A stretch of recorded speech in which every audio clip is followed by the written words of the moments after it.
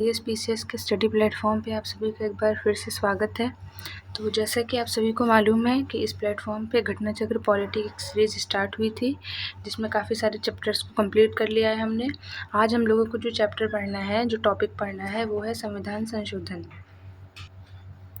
तो संविधान संशोधन की अगर बात करें तो संविधान संशोधन की व्याख्या भाग 20 में और आर्टिकल 368 में किया गया है। ठीक, अगर संविधान संशोधन करना है, ठीक, तो संविधान संशोधन के लिए जो विधेयक है, पहले विधेयक बनता है। जो विधेयक है वो संसद के किसी भी सदन में प्रस्तुत किया जा सकता है, ठीक, और जब एक सदन में पारित हो जाएगा तो इसको दूसरे सदन में भेजा जाएगा और दोनों सदनों में इसको अलग अलग विशेष बहुमत से पारित होना पड़ेगा। ठीक है, फिर जब विशेष बहुमत से पारित हो जाएगा, ठीक, राष्ट्रपति का हस्ताक्षर हो जाएगा, तब इसमें संशोधन हो जाएगा।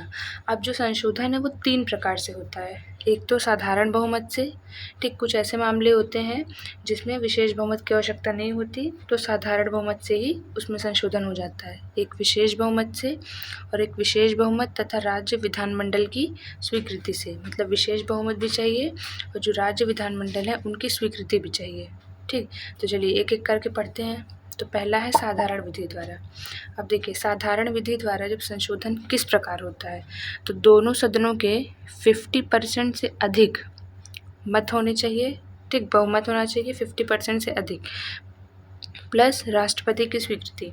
मतलब एक सदन में गया, ठीक, फिर दूसरे सदन में गया, तो दोनों सदनों के 50% से अधिक मत हो जाए और राष्ट्रपति की स्वीकृति मिल जाएगी, तो वो उसको कहा जाएगा कि साधारण विधि द्वारा संविधान संशोधन हुआ है।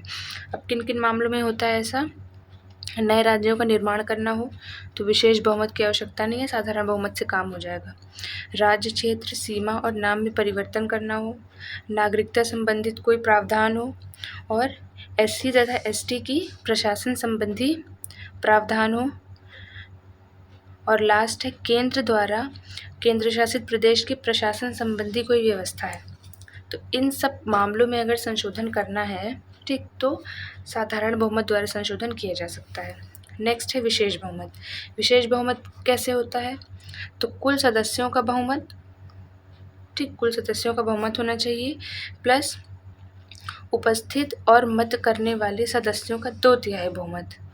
ठीक, कुल सदस्यों का बहुमत हो प्लस उपस्थित और मतदान करने वाले सदस्यों का 2/3 मत से अगर पारित हो गया, ठीक, फिर उसके बाद राष्ट्रपति द्वारा स्वीकृति मिल गई, तो कहा जाता है कि हाँ, ये विशेष बहुमत द्वारा पारित हुआ है। अब देखिए क्या क्या चीज़ें इससे संशोधित हो सकती हैं।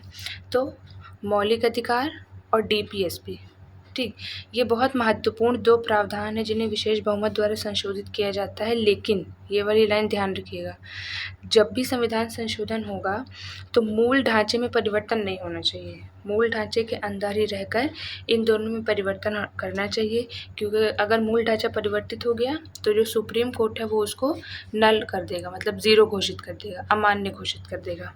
ठीक है, तो अगर मौलिक अधिकार या डीपीएसपी में कुछ संशोधन करना है, ठीक है, संविधान के दायरे में, मतलब मूल संरचना के भीतर रहकर, तो विशेष बहुमत के द्वारा किया जाता है।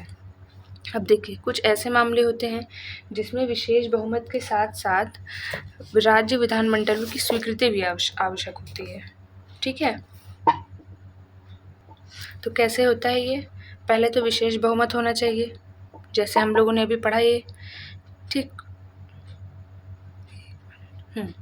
विशेष बहुमत होना चाहिए। फिर उसके बाद आधे राज्यों के विधानमंडल द्वारा उसको स्वीकृति मिलनी चाहिए, ठीक है, कम से कम आधे राज्य, और फिर राष्ट्रपति की स्वीकृति। मतलब तीनों प्रोसेस में आपने देखा कि लास्ट में, क्योंकि कोई भी विधेयक कब बनता है? जब राष्ट्रपति की स्वीकृति मिल जाती है उसको। ठीक है, तो राष्ट्रपति की स्वीकृति हो गई। अब देखिए इसमें किस किस भाग में संशोधन इस विधि द्वारा होता है। तो देखिए, अगर राष्ट्रपति के निर्वाचन में, ठीक, राष्ट्रपति के निर्वाचन में अगर, इसमें द्वारा नहीं है, इसमें के है, राष्ट्रपति के निर्वाचन, राष्ट्रपति के निर्वाचन में अगर कुछ चेंज करना है तो विशेष बहुमत प्लस राज्यों का भी इसमें स्वीकृति लेनी पड़ेगी। राष्ट्रपति निर्वाचन की कार्य पद्धति, ठीक, संघ की अगर कार्यपालिका या राज्य की कार्यपालिका शक्ति का विस्तार करना है तब भी इस विधि द्वारा संशोधन करना पड़ेगा। ठीक, यूटीज़ के लिए, संघ शासित प्रदेशों के लिए अगर हाई कोर्ट की व्यवस्था करनी है, हाई कोर्ट बनाना है, तो तब भी इस विधि द्वारा संशोधन करना पड़ेगा। इसके अलावा कुछ और है, ठीक है। क्या है इसमें कि संघीय न्यायपालिका में अगर कुछ चेंज करना है, ठीक, या राज्यों के लिए उच्च न्यायालय में संख्या में अगर कुछ चेंजेस करने हैं, फिर संघ और राज्यों के बीच विधायी संबंध, इसके बाद 7वीं अनुसूची के कोई विषय में अगर चेंज करना है तो इस प्रकार का संशोधन आवश्यक है।